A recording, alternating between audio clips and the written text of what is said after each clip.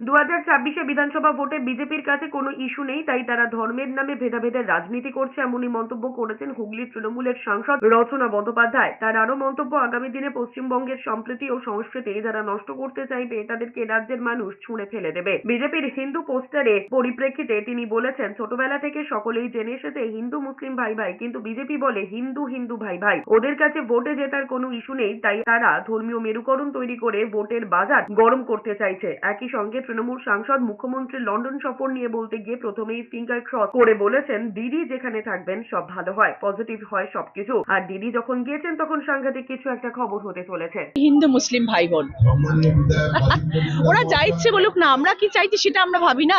আমাদের তৃণমূল কংগ্রেসের এই একটাই জিনিস, আমরা মানুষ, মানুষ সবার উপরে সত্য, তার উপরে আর কিছু নেই পৃথিবীতে।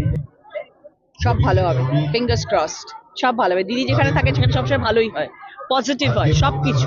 সবসময় আমরা পজিটিভ জিনিসে বিশ্বাস করি এবং দিদি যখন গেছেন তখন সাংঘাতিক একটা কিছু খবর হতে চলেছে।